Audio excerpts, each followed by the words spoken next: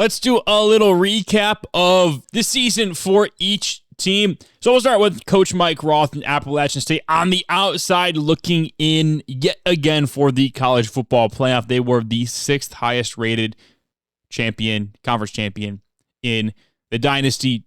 Unfortunately, if Tulane had lost, there's a good chance that they get in at 12 or at 11-2. Up until that point, they are Sun Belt Conference champions for the 3rd straight season. It was not an easy road to get there. They did have a lot of big wins, beating Ohio. 2 losses, though, to Georgia and Notre Dame, 2 playoff teams. It felt like that would have been enough to maybe get them in the dance, considering what they were able to do over that Ohio team. But North Carolina ended up being okay, and there wasn't really anybody in conference that had any sway or movement. Old Dominion was probably the best one. They dominated that game, so at least they finished the season out strong. They were able to beat a top 25 Jacksonville State team to get to 12-2. Next up, we have Arkansas on Coach Lou Brown. It was a rough season for the Razorbacks, going 8-5. Although talent-wise, when you look at how they stack up against the rest of the SEC, it was probably kind of in line with expectation for them. Beat Oklahoma State, Notre Dame to start the season, lose to Middle Tennessee State, then eventual national champion, and then beat Ohio. It's a 3-1 out of conference against 4 top 25 teams. You felt like it would have been enough, and then they got to conference play, lost to South Carolina in a sim game, lost to Florida, beat Vanderbilt, beat Georgia in a sim game, and then beat Kentucky, lost to Alabama, beat Oklahoma, lost to Missouri to finish the season. So it was a rough end to the year. Just couldn't find any consistency once they really got to conference play. It's a different beast. It is. I know we joke about that, but it truly is. And then you play USF in the bowl game. That was a close one, a little closer than I think Arkansas really wanted it to be. So the goal for them, I think, next year is to be in a better position once it gets to SEC play where they're not having these back and forth type games. But overall, I think you have to be pretty happy with where Arkansas finished off the year. For Coastal Carolina, it was a disappointing season, finishing 9-4. Didn't make the conference championship game, even though they had the highest overall team in the conference, the most talent. Lost a couple of winnable games. When you look at their first stretch of 6 games in the first 6 weeks of the season, their 2 losses were by combined 3 points. If they're able to win those 2 games, right, you're talking about a 10-win regular season football team. But unfortunately, they weren't able to do so. And then they got handled by Louisiana in one of the most embarrassing games I think we've seen in this dynasty. The way that Louisiana was able to run the rock on them really showcased where the issues for this team were and continue to be. I mean, this is 3 seasons now of this defense not being able to really stop a nosebleed. And then the game that you would like to have back is the game against App State. You win that game, you're talking about being in the Sun Belt title, the Sun Belt title game, and you lose that game because you're not able to overcome the mental errors that you've consistently had against Coach Mike Roth. The reason why Coach Goon is defeated against Coach Mike Roth is because Coach Mike Roth doesn't really shoot himself in the foot when they play. Coach Goon does. And this was a game that Coach Goon should have had.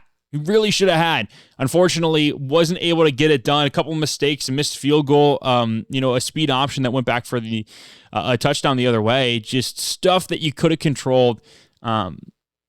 That you're really going to look back on this year and be like, it was right. Everything was right in front of us. Now, Coach Goon will be back next season, so we'll see what he's able to do with a loaded team at the skill positions. Tavian St. Clair is back.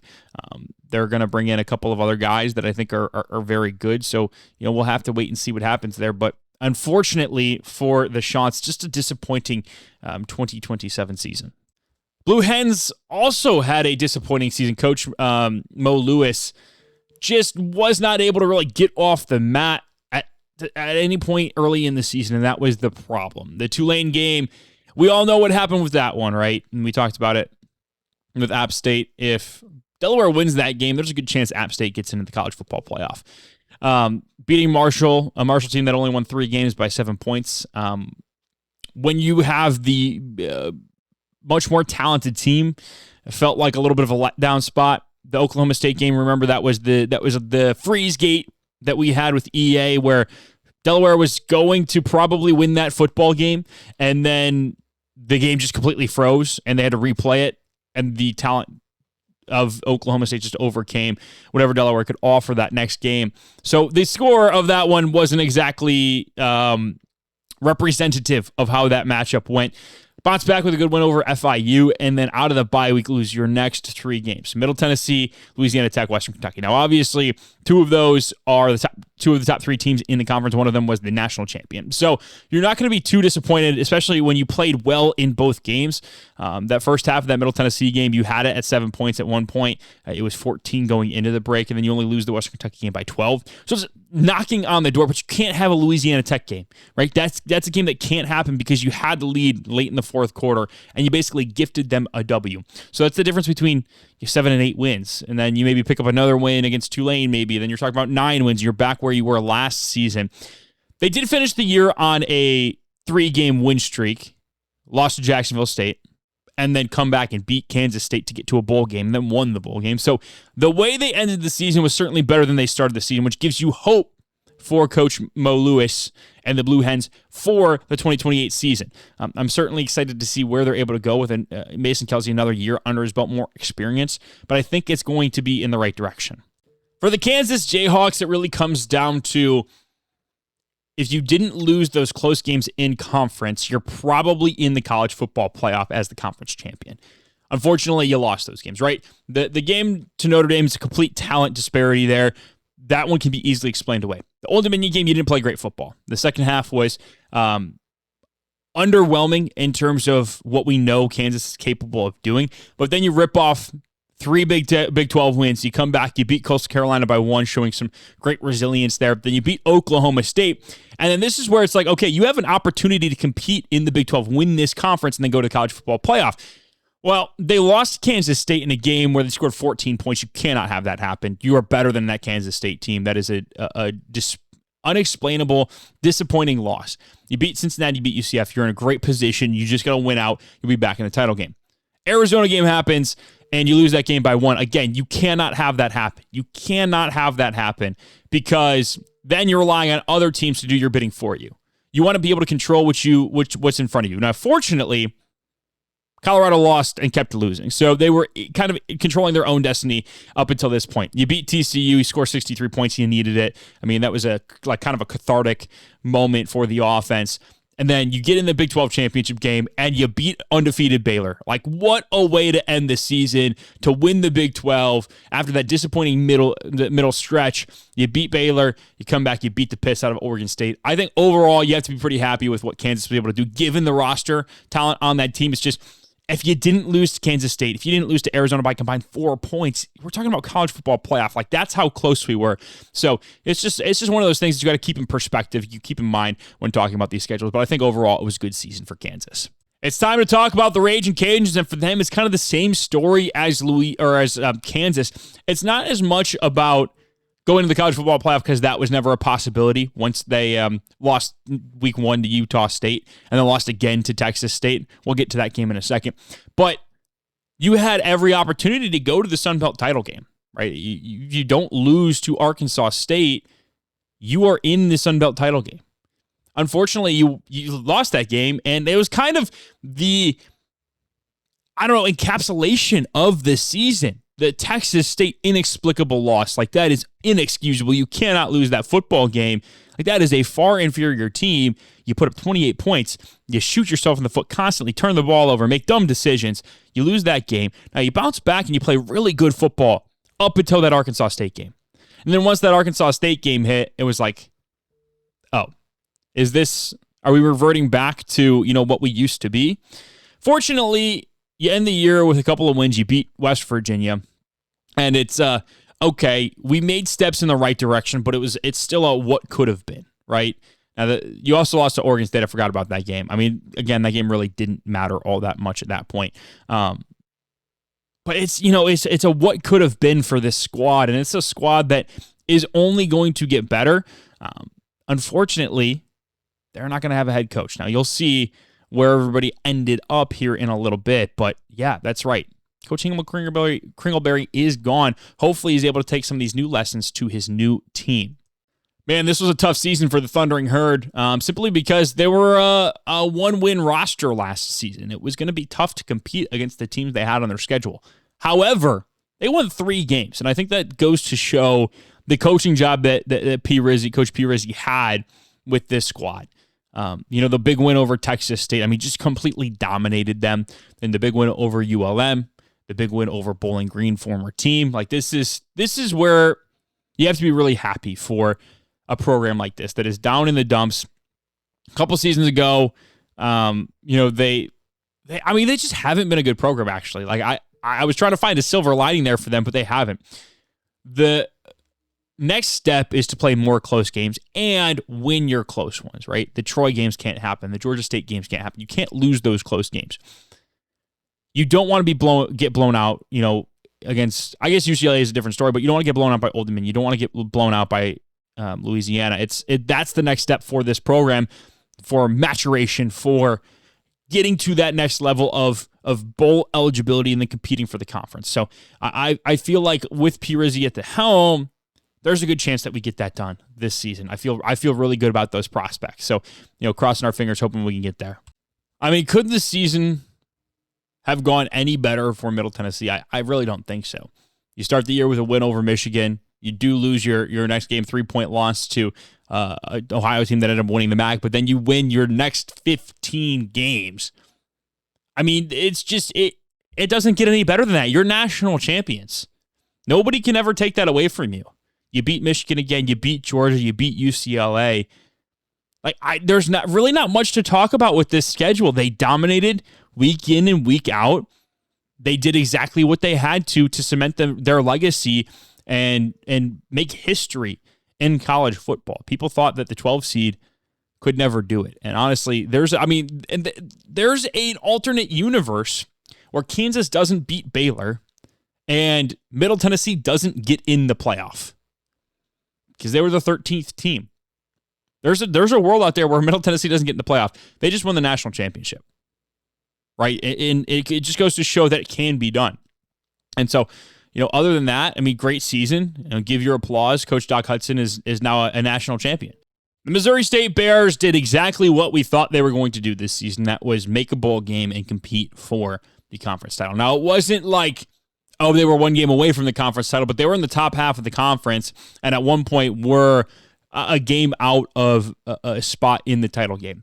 And really, it comes down to, changing up how they play against user opponents, right? They've figured out how to beat the CPU, and that's the big strides that they have made. However, they went 1-4 against user opponents. That's going to be the big next step for getting over the hump for Coach Wagner and this Missouri State team. Now, the talent on the roster, let's be honest, they're 67 overall. It was not great. Like, some of the teams that they were playing had clearly better teams than them, and that's where you saw this team kind of get handled. Give them the same kind of talent, who knows what they're able to do, right? They beat a super hot Arkansas State team to end the season. I feel like you have to be kind of like what we said at the end of last year. You have to feel really good about where this team is going to go next season with a little bit more talent on the team. And I can't help but feel good about the trajectory of this program under Coach Wagner. For the Wolfpack, the goal was simple: win the Mountain West, and it wasn't easy, but God damn it, it's what they did. You start the season out 5-1 or 4-1, if I could count.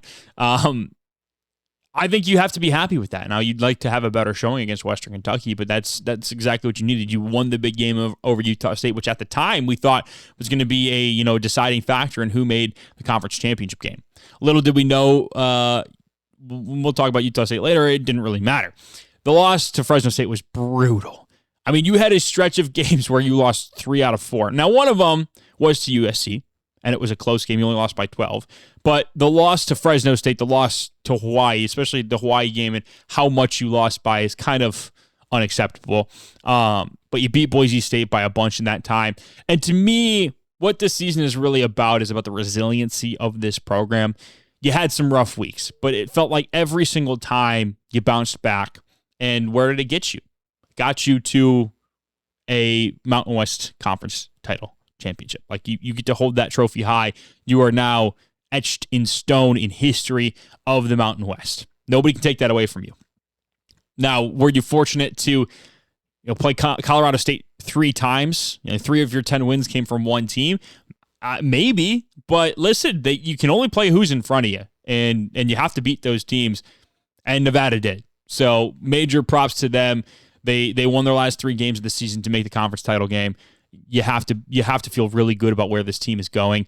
You gotta figure out a way to move the ball without Micah Ford, though, because he is getting fucking killed out there. Like, he can't have 25, 30 carries a game. You have to get other people involved, and I think that's going to be the key in this offseason is who else can step up and be a playmaker so that Micah Ford isn't dead by the fourth quarter and he can really make an impact at those points in the game. For the Notre Dame Fighting Irish, I think Coach Cam King would say the season's a disappointment, right? 97 overall team, 99 overall offense, 94 overall defense, and they didn't win a national title. In fact, they came up a kick return touchdown short, right? You get that stop, there's a good chance you win that football game. And it's now 2 years in a row that Coach Cam King has lost in the national championship game. I don't want to take anything away from this season, though, because you had another Heisman Trophy winner, Jonathan Taylor, back-to-back. Like, this is a really good team. It's a good program headed in the right direction. And you saw that week in and week out. Like, they just beat the crap out of teams. Left hook, right hook, uppercut, bus driver uppercut from, Chris Smoove. You had the overhands. You had spinning back fists. You had your jiu-jitsu kick. Like, everything that this team did just led them up to the national championship game. They were in prime position. They just didn't get it done. And it's an unfortunate end to the season, but you can't take away from how good of a year it was. And I think the future of this team is even more bright than what the present day is. And I think that's the big thing that we have to keep in mind. The Ohio Bobcats, I think this season, I don't want to say a disappointment, but I think you didn't meet expectations because I think the expectations should have been college football playoff. However, you are the only team to beat the national champion this year. And I think that says a lot about your program and what you can do. You had a 2-point loss to App State. You had a 22-point loss, 21-point loss to Arkansas. Can't lose the UMass game like that. That can't happen. I can forgive the other losses. You cannot lose to UMass. Like, that is unacceptable. They bounced back, just kicked the crap out of Toledo and beat everybody else in the conference very handily. So honestly, I think the big thing about Ohio is because this is a good football team, had a Heisman Trophy finalist quarterback. The big thing for them is give yourself a more favorable out-of-conference schedule so you can set yourself up to be in the playoff at the end of the season. Like, if you don't have those 2 out-of-conference losses, that one UMass loss probably is enough cushion to get you in a spot where you're competing for a college football playoff spot. I mean, you finished 20th overall and yet still lost 3 games. Like, that says a lot about how much the committee valued your team. So, honestly, I think that's the big thing in the offseason is, A, getting better talent defensively, just overall, but B, man, you got to do a better job of the non-conference scheduling to put yourself in a position to make the playoff. Oklahoma State, I feel you can't say disappointment because this was not a good team last year, but you can't help but feel like there were a lot of things left on the table. A 3-point loss to Notre Dame, a 14-point loss to Arkansas, a 17-point loss. That's not even right. 13-point loss to BYU. That wasn't even close. All your losses happened early in the season, and it felt like you were at the doorstep of a couple of them. A couple of plays. Like against BYU, you were up 21-0, right? I mean, it's just games like that you can't have happen. The Kansas game, that was just the worst game of the season for you. Like I think bar none, that's the worst you've played. And if you guys were to play again, I have a feeling that the Pokes would play a lot better. I think Coach Booth would have these guys, different game plan, a little bit more ready to go. But after you lost that Kansas game, you didn't lose again the rest of the season. In fact, you really didn't have many close games the rest of the season. It felt like you hit your stride at the right time. Maybe not the right time, but you hit your stride and you figured things out and you got better. And that's the big thing.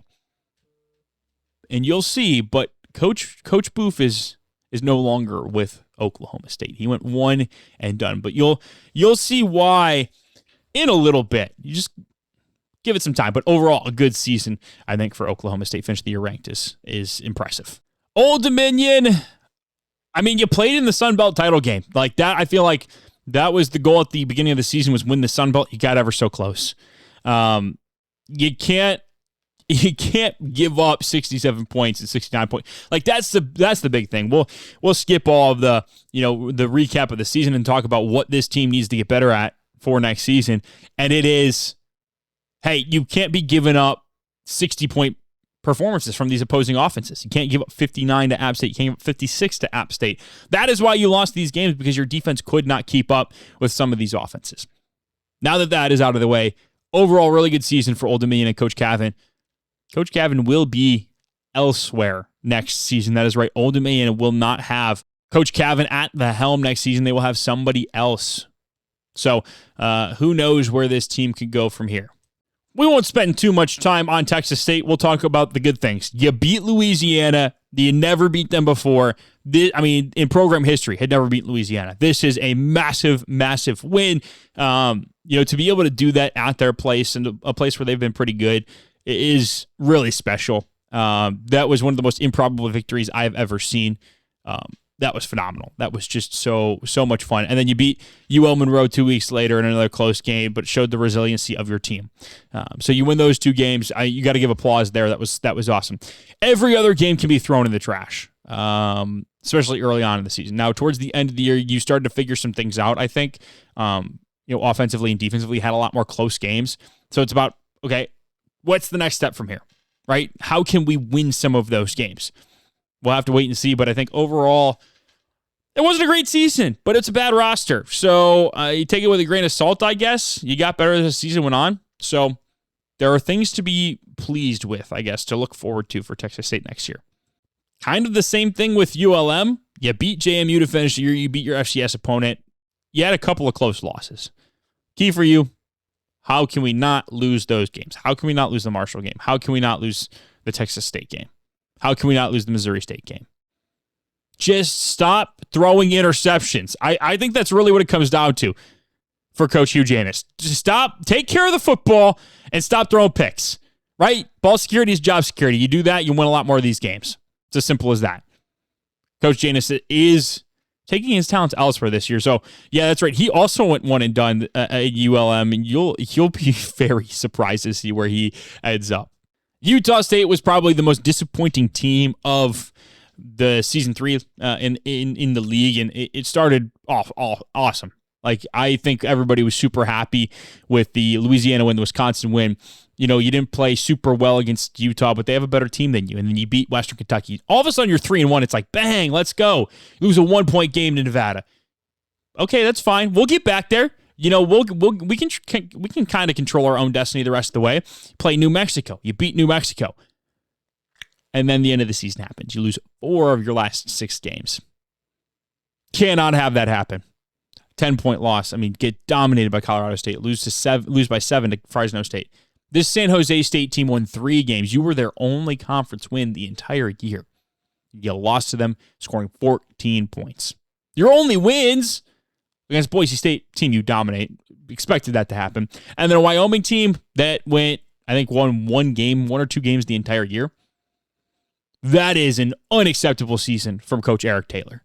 And I'll tell you what, right now, my sources tell me the boosters are not happy with what just happened. He will be on a little bit of a hot seat next season if he doesn't figure it out. And then finally, we'll talk about the Western Kentucky Hilltoppers. I think 10 wins was a phenomenal season for them. There's really not much more you could ask for. Maybe don't lose to Utah State. Like, that's the only thing about this season that I could be like, yep, point to that. That's the problem. I think that Coach Chuck Dunfield set this team up perfectly, talent-wise, roster construction-wise, to compete.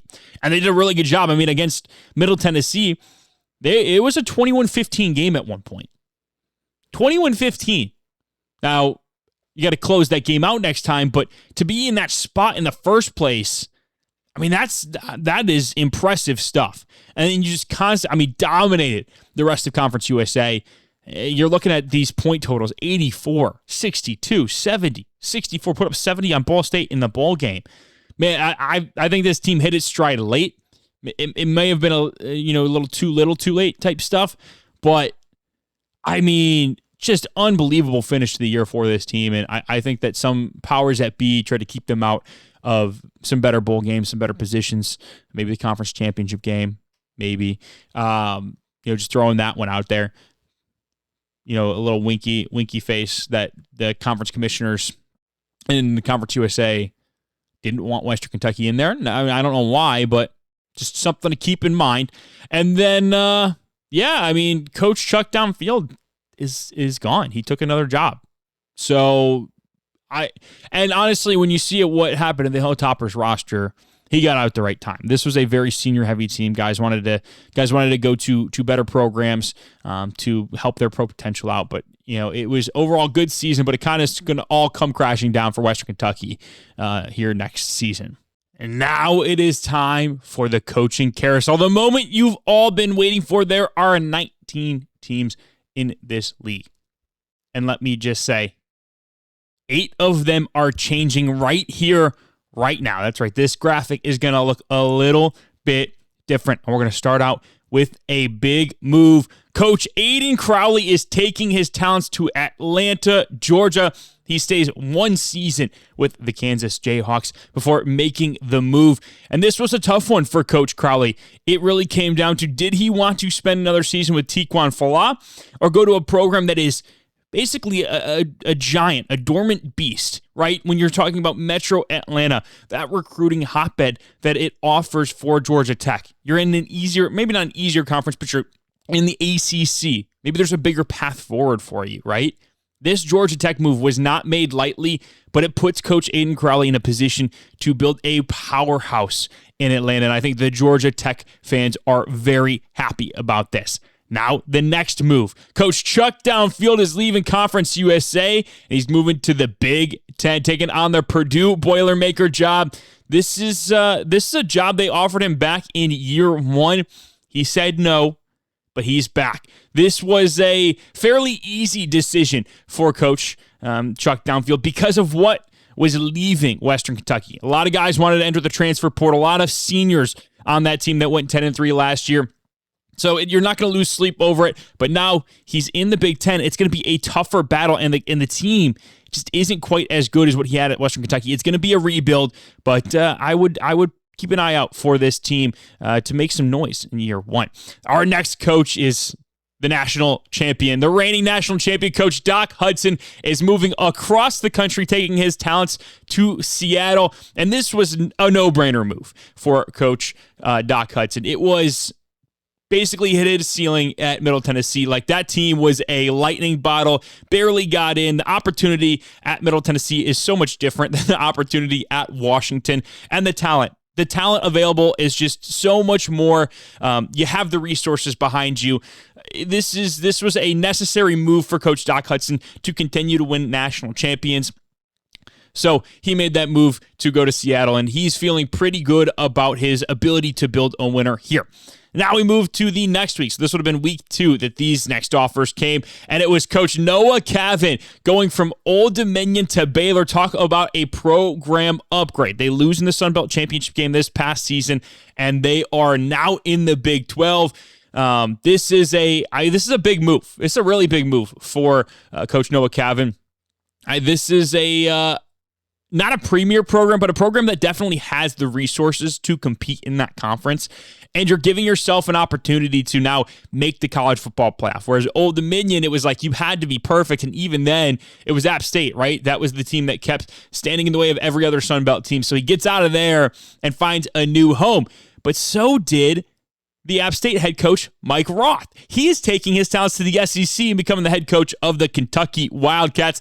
They fired Mr. Stoops after another just horrendous season. And Coach Mike Roth, who was itching to leave as soon as possible, and he made it known too. He said the first group of five, or the first Power 4 job that he gets, he's gone, and he's going to the SEC. And let me tell you, you give this guy the SEC resources, even though it is Kentucky, watch out, because we saw what he was able to do at App State, a program that, yes, traditionally has been a good group of five program, but doesn't necessarily have top-end resources in that conference. This is a big move for the Dynasty as a whole. You give a coach who has been knocking on the door the opportunity to make it. You better watch out. And then somebody's got to fill the Kansas job after Coach Crowley left, and it was Coach Hugh Janus coming off of a 2-10 season.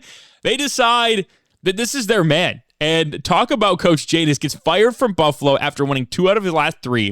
And then the next season wins 2 games at ULM, one of them being the final game of the season against James Madison, and then gets a complete roster upgrade and just program upgrade with the Kansas Jayhawks. I don't think there's anybody that has climbed the ladder in a more backwards way than Coach Hugh Janus, but he's going to take every single advantage that he possibly can, and he's going to run with this. This is a very funny move, we all were laughing about it, but this is awesome. Coach Janus is going to dominate at Kansas. And then, who is going to take over Middle Tennessee other than Coach Hingle McCringleberry? He goes from the Cajuns to the reigning national championship program in Middle Tennessee. Now, if you're familiar with Coach Hingle McCringleberry, you are probably wondering what is going to happen to a team that was built up by Coach Doc Hudson. And the answer is nobody really knows. Are you going to get good Hingle McCringleberry that we saw most of last year, or are you going to get year 2 Hingle McCringleberry where it was all sorts of, it's just bad? That's going to be the question. And the roster's there. The roster talent is there to win the conference on day 1 and be back in the college football playoff. Whether or not they do so is up to Coach McCringleberry. He brought in some nice transfers to really add to that punch, but this is a fun move. And then, the biggest move yet besides Coach Cam King going to Notre Dame, Coach Alfred Booth. The Slug is going to Eugene. Are you kidding me right now? Talk about upgrade. Talk about hitting, like striking while the iron is hot. Coach Dan Lanning takes the Oklahoma job. That opened up, and then boom. They offer the Oklahoma State head coach who won 9 games last season, and all of a sudden it's like, okay, this is a real program. Now we got Notre Dame. Now we got Oregon. We're gonna see what we're able to do. We got 3 teams in the Big Ten. And I'll break it down here in a second. This is a huge move. So here is how the league looks as we head into year number 4.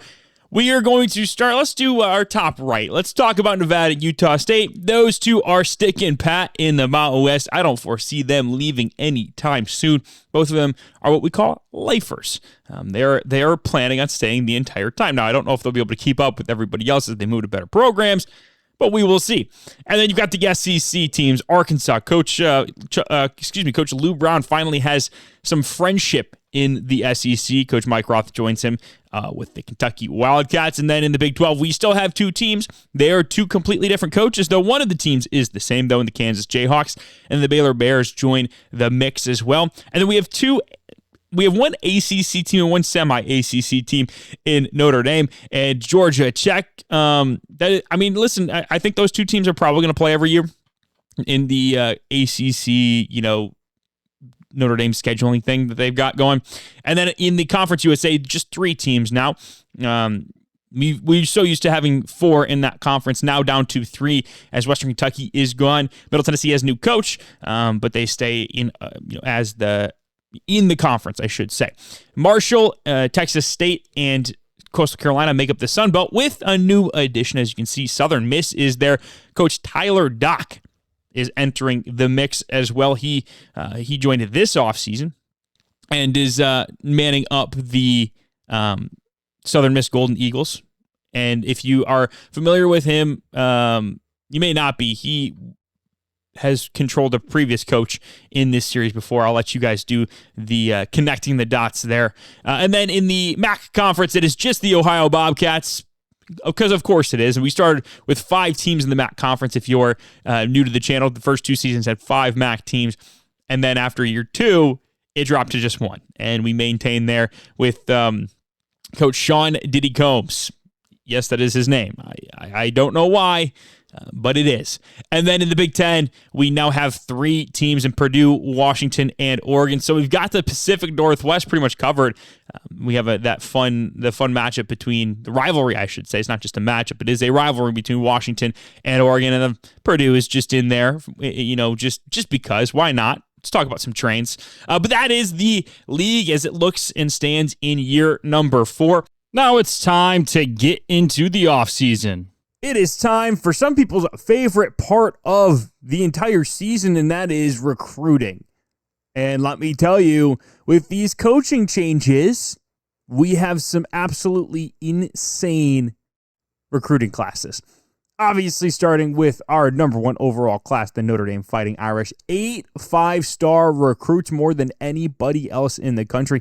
In fact, if you took the next 4 teams, they would have just as many 5-stars as the Fighting Irish. They also added 19 4-stars. Obviously, Georgia cleans up the 4-stars. It's kind of just what they do. Same with Ohio State. But let's take a look at this Notre Dame class. I accidentally looked at my team needs. I am sorry about that. Let's take a look at this actual class. And we're going to start with Matthew Marable, the cornerback out of high school. He was the number 2 player in the country. And we're going to follow it up with Jaden Patterson, who is one of the best players in all of college football. If you haven't seen him, he's actually from a team that is or was in the league in Jacksonville State. Guy is unbelievable. He's transferring to Notre Dame, as is Damian Truman, the number 5 player in the entire high school class. He's another 5-star. And just look at this. Look at all of the 5-stars they're bringing in. So this is another cornerback 5-star, a free safety, a left tackle, a wide receiver, a Mike linebacker, a left edge, and then the absolute craziness that is the portal class that they brought in. Jordan Crawford, Zadarius Rainey Sale from Washington, Jesse Perry, Kevin Oates, Jade Scott, Andrew Marsh from Michigan, Ezekiel Boyle. This team is this class is unbelievable. Every single player that they got this season in this recruiting class is top 500. 33 players, all of them top 500 in the transfer portal and high school recruiting. That is unbelievable. That stuff just doesn't happen. It's why it's the number 1 class. As we take a look at the number 9 class, the Oregon Ducks. Now, Coach Booth didn't really do a ton for this class. Now, he did handle the portal class, but this freshman class was pretty much all Coach Dan Lanning before he left. But they get the number 1 player in the transfer portal in Julian Lewis to be their quarterback, and he is going to be their day 1 starter. Guy is legit. He's only a sophomore. Essentially, we're only going up from here. Now, this freshman class is really good. They bring in 1 5-star, Nick Nickey from Portland, Oregon. He's a 6'7", 276-pound left tackle that could start day 1 if need be, number 28 player in the country. And then the rest of this high school class is 4-star, 4-star, 4-star, just unbelievable stuff. They just dominated in this realm. When you talk about 15 4-star freshman recruits, that is unbelievable. 2 4-star transfer portal guys. And then they just kind of cleaned up with some of these guys in the portal, finding guys that they needed, just to help out day 1. The thing about Oregon is that you don't need a lot of, when you come here, you don't need a lot of instant portal help. Their team is just so good initially that you're kind of just talking about, hey, how can I replenish some of these positions? Where can I maybe get some depth? This team is so good. And they got a couple 3-stars rounding it out in this freshman class, but they didn't really need a ton, as you can see. 31 guys, 25 of them in the top 1,000. It's just an unbelievable class for the Ducks. Wouldn't be surprised if they're top 5 next year, given all of the recruiting resources that they have.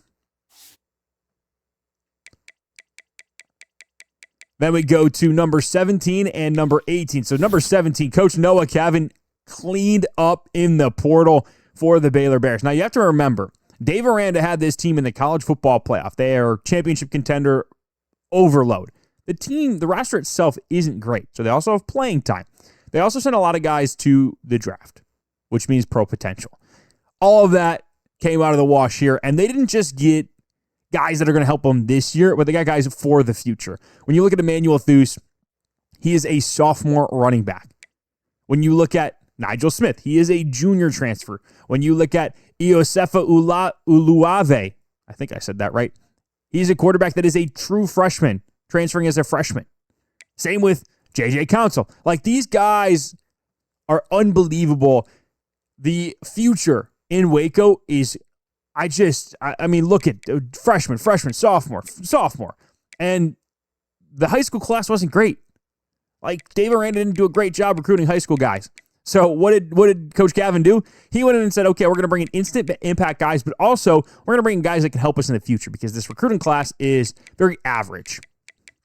Just unbelievable stuff. Now, the depth, only 19 guys in the top 1,000, but you're looking at the top end talent that's going to help you now and in the future. I think they dominated the transfer portal. That's why they have one of the better classes overall, because they did such a good job maintaining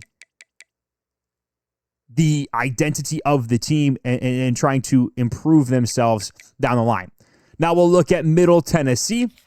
So obviously they won the national championship last year, bringing in Coach Hingle McCringleberry from Louisiana as Coach Doc Hudson made his way across the country to be the head coach of the Washington Huskies.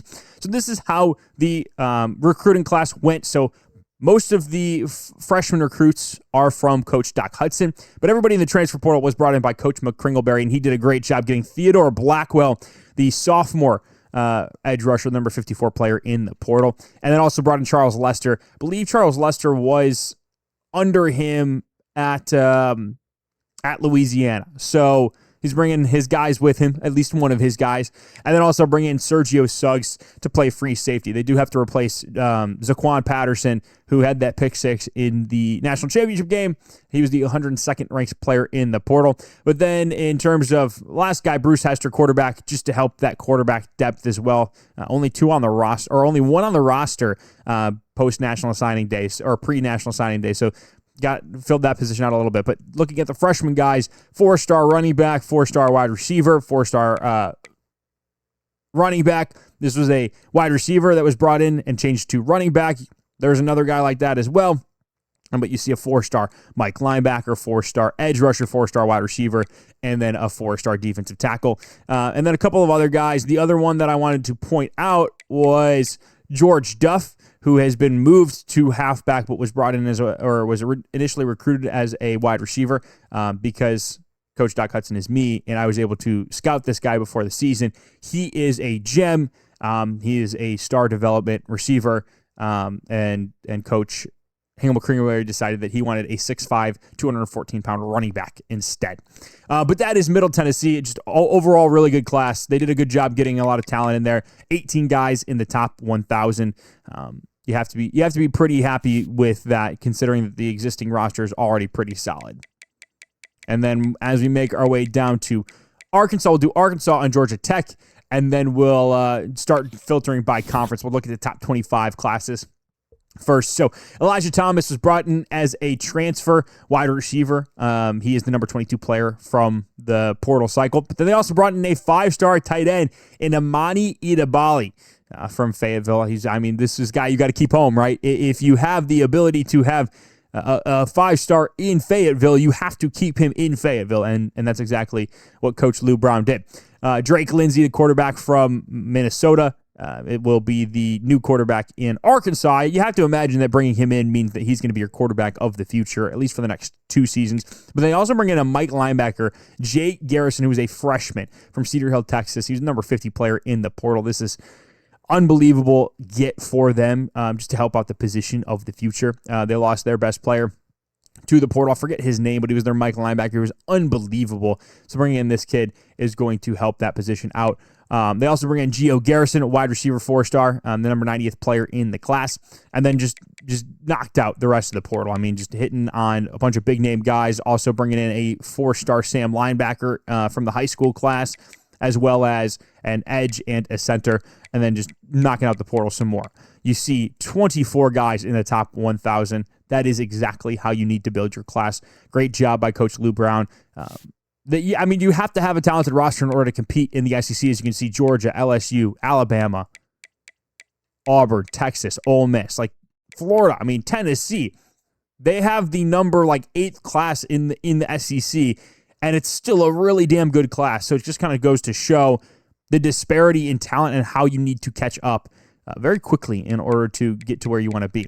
So we'll look at Georgia Tech next, and then we'll start filtering by conference. So Georgia Tech bringing in a couple of big name guys, starting with David Boosie, the free safety from Savannah, Georgia, the number 74 player in the portal. It's a big get for them. He'll play immediately at the safety position in the secondary. Also bringing in a 4-star wide receiver, a 4-star Sam linebacker, a 4-star tight end, 4-star right end. I believe that is the end of the 4 stars for them. And then transfer portal wise, outside of Boosie, you have Wendell Gregory, the edge. You have Javion Hilson, another edge. You've got Trent Mitchell. You've got Rakeem Johnson. These are all top 500 guys in the portal. You've got Matt Merrick, and you've got Dalvin Bradford. And you also bring in Cedric Cooks and a guy like Rodney Shudak. So some top 30 guys in the portal as well. But overall, this is a phenomenal class. 23 in the top 1,000. Just unbelievable depth addition, but getting some impact guys as well. Listen, this team was...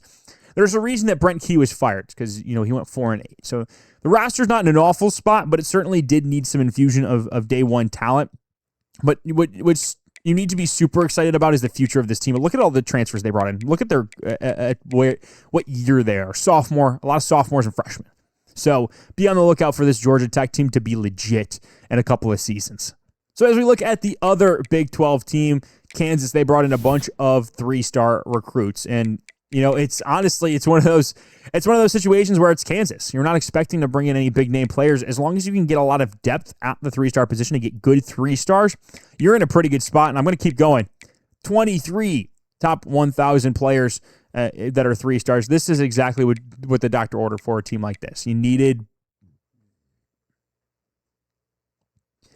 something like this, and I think you got a lot of really good young players as well in the transfer portal that are going to act essentially as a freshman high school recruiting class. So in a really good spot, you have to think for Coach Hugh Janus taking over for Coach Crowley. It feels like that you shouldn't see too much of a step down in terms of overall roster talent. Looking at the rest of the Big Ten, Washington was 33rd overall, 5 4-stars, 23 stars. In the portal, they brought in 2 4-star running backs and a 4-star cornerback, Cole Warner, all 3 in the top 100. They also brought in Ted Hammond, Carson Kafusi, Herschel Turner, another running back in the portal, Lavon Johnson, Coulter Alberding, Cortland Williams, Isaiah Butler Tanner, Elias Rudolph, Oscar Burris, Jimmy Moffitt, Andre Toner, and Elijah Groves. All those guys in the portal are in the top 500. Now, the freshman recruiting class is not great. I'm not going to sugarcoat it. It definitely should be better at a school like Washington because Siaki Mahaleona is the best freshman recruit that they have, the best high school recruit that they have, and he was 238th in the country. Now, it doesn't mean everything, right, where you're nationally rated, but it's important to note that they didn't get a lot of top-end guys. Kevin Jones is another one in the top 500 for them. And then you have one more in David Boykins. The depth of this class is fine. It's 22 in the top 1,000. Overall, only 26 guys, though. So the roster is pretty stacked with players. So 26 is probably going to make Doc Hudson's life a little bit easier in terms of cut day. But overall, it was a solid class. I don't think it was anything to be super excited about, considering what he was able to do at Middle Tennessee the past couple of seasons. But, it'll help in the interim. Then we go look at Purdue, who had 1 4-star, 21 3-stars, and then 13 2-stars. Gotta love the CPU recruiting, but a lot of these guys are going to be transfer guys that are young and are going to help for the future as well. It starts with Braden Trimble, wide receiver from Mount Zion, Illinois. He is going to come in and be probably one of the best players on the roster. As you can see, it's not a very good team, 61 overall. Jace Clarizio, the Ohio running back, making the move up to the Power 4, taking on Big Ten competition. He should be a really nice addition for this offense. Ashton Kozar in the portal, Jalen Carter. I'm just trying to maximize that skill position, right? And then quarterback, of the future, potentially Coy Fagan out of Martinsburg, West Virginia, 270 ranked player in the portal. Let's talk about the rest of the portal players as well. Austin Barrett, Colin Hurley, Elijah Costanzo, Theo Riggs, Timmy Knott, Dane Millette, Shaq Eagles, James Gandy, and J.R. Hecklinski. Hecklinski. Yes, that's what it is. We figured it out. But listen, the freshman class, as we saw, there's a lot of 2-stars. Not great. It's not great, the high school class. Matt Lyle is the best one, and then you also have Donald Dixon. Those are the only 2 in the top 1,000. 16 top 1,000 guys. You have to imagine that Purdue recruiting is going to take a step up under Coach Chuck downfield. It's something that he was able to, first year at Western Kentucky wasn't great, but the next 2 seasons he really dominated, and really dominated the portal too. So you have to be pretty happy if you're a Boilermaker fan about the potential of this team to bring in talent that you haven't really seen before. Looking at Conference USA, Delaware finishes with the 37th ranked class in the country, brought in a single 4-star player in Shaq Wolf, a north-south receiving running back, the number 67th player in the class. He's out of Connecticut, but then just loaded up in the portal. I mean, loaded up in the portal with a lot of really good portal players. I mean, we were talking about, we get to the number 11th portal guy before we even hit 311, and then you look at a couple of other 4-star high school guys they got: Mac Adkins, Zay Carry-On, and then Teddy Thompson. I mean, look at the number of guys in the top 500. 17. This is going to be a really good recruiting class for Delaware. And it's probably going to be the missing piece for them to get into that next level of competition, right? They went 7-6 this year. It was disappointing. We don't need to talk about that. What we need to talk about is the fact that this team is now set up to compete in this conference because of this infusion of talent from this specific class. It is going to be very, very good. But when you look at the players in the top 1,000, 24 of them. I think this is the best class Delaware has ever had. Coach Mo Shiesty has got this team in a great position to compete for the conference and potentially a college football playoff spot if they were to win it. But overall, just a really good class. Then we're going to go look at Coach Dustin Wagner's. Tough class. Tough for them to compete given the fact that they were a 0-star program, right? I mean, they finally get to 8 wins, move up to a half-star program. It's just been tough for them because you only have so many hours, right? That's where you get yourself into a pinch, is that you only have so many hours, and if a bigger school is coming in and offering, 40 or 25 hours, you may be offering 50, but you just don't have the resources and the boost to make that matter as much as it probably should. So, they only come away with 9 3-star players, and only a handful of them in the top 1,000. But listen, you have to start somewhere. And there are good players on this team. There are good players in this class. And I'm sure that there are going to be some really underrated guys that are going to make a big, big difference to this team. Now, it starts with your transfer guys, right? Those are the big ones. They needed to replace Josh Dorner. Alfonso Riggins will be that guy. They also have Braden Hansen to add to the offensive line, Bodie Derer to play quarterback, or potentially Nate France to play quarterback. We will see which one of them is the lucky winner of that QB battle. But yeah, overall, you have to imagine Missouri State's going to be better than they were, at least talent-wise, this year. We'll see what the record looks like. Obviously, we haven't even gotten schedules yet, but it's a good start. It's a good start for Missouri State. Overall, not an awful class. In the MAC, Ohio just absolutely blew everyone away. Well, I shouldn't say blew everyone away. Toledo was up there as well. Only 19 players in this class for Ohio, but they made sure to get top-end talent guys. Carl Stacy, the wide receiver transfer. I forget where he's from, but he might be the Louisiana Tech transfer.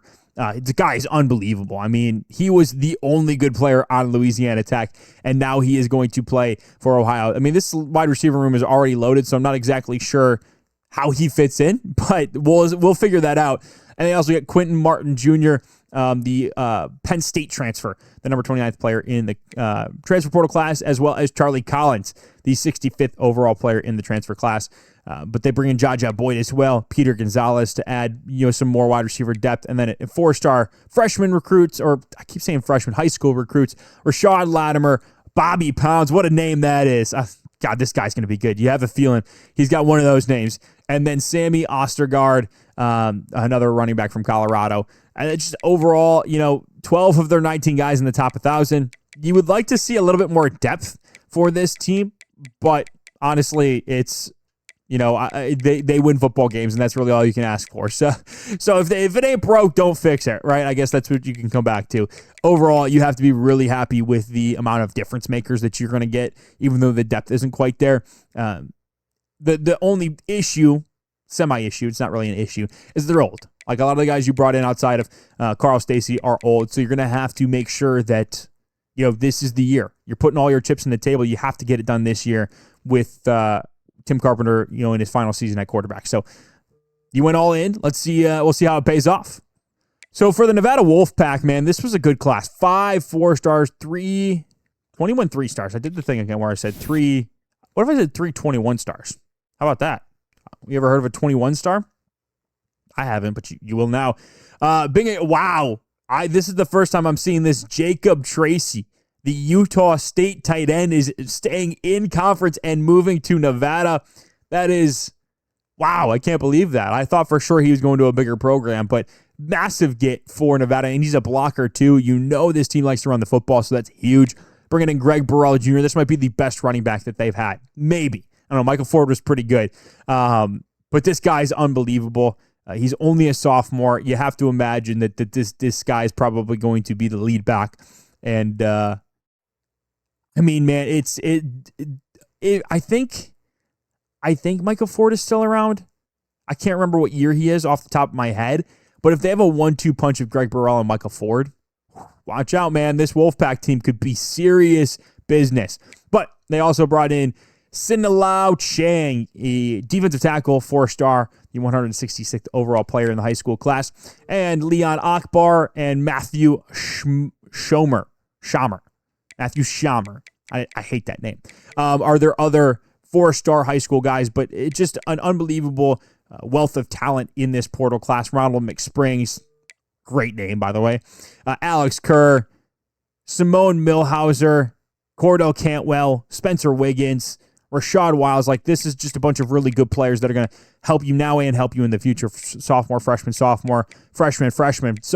And then you have 23 guys in the top 1,000 at a program like Nevada. You're doing some really, really good work. Expect this team to be much, much more talented than it was this year, in a year that they already won 10 games.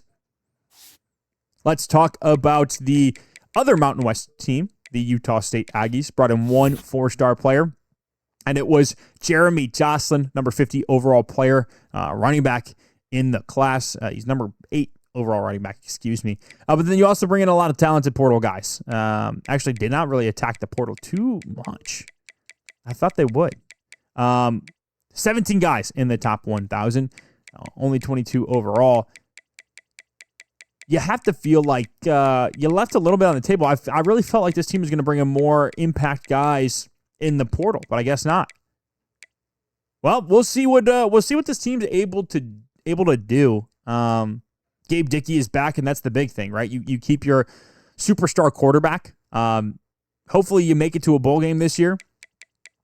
I can't lie. I'm a little bit disappointed by that class. I thought it was going to be a bit better. I think overall, 48. Listen, you'll take the 48th overall class, but the rest of the conference didn't really try. Look at how many 2-stars some of these schools are getting. A team like Fresno State should not be bringing in 10 2-stars or 7 1-star players. This is a much better program than that. What are they doing? Or a team like UNLV that brings in no 3-stars. Wyoming's bringing in 13 overall recruits. What are we doing, guys? In the SEC, let's talk about Kentucky now. 6 4-stars, 23 stars. This is going to be a really good class. Casey Deere, the Mike linebacker, number 95 overall player in the high school class, and then talk about the transfers. Julius Torrance, who is a dog, by the way. This kid is good. Celeste Chu, Myron Robinson, Jaden Hart, William Satterwhite, Abba Selm probably is how you say it. Brian Robinson, all top 150 guys. Just get Brian Robinson top 150. And then also, you got to talk about the 4-star high school guys as well. Lorenzo Price, Glenn Pryor, Rashard Bragg. I think that was the last one. But again, we'll go back to the transfer guys that are in the top 500. Logan Schramm, Russell Babineau. This is the wide receiver, the speedy wide receiver from Louisiana. He had about 780 yards and 7 touchdowns this season for the Cajuns. I have to imagine that Coach Mike Roth is very happy to have a receiver that's got some legit speed on his team.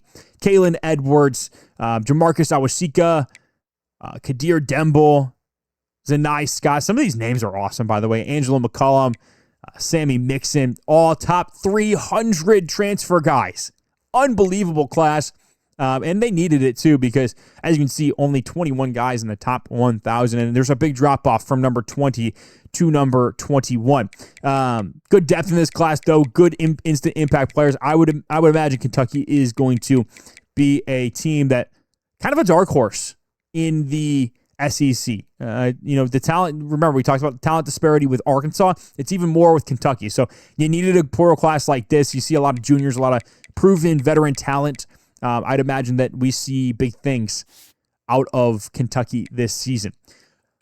Let's talk about Coastal Carolina. Wow, this App State class is unbelievable. Coach Mike Roth, I can't believe, wow. Number 27, that's insane. Coastal Carolina, let's talk about them real quick. Malik Clark, the transfer, number 47 overall wide receiver. Excuse me, the 47th overall transfer wide receiver, 4-star from South Carolina, Rock Hill, to be exact. Rock Hill, South Carolina. I'm messing all my stuff up today. Is one of your 4-star transfer guys, but they also brought in 3 other 4-star high school recruits. Jay Bandy being another wide receiver, and then our last 2 are Steven Hurtado, there it is, Hurtado, and Demetrius Quinn, another wide receiver. So 3 4-star wide receivers, excuse me.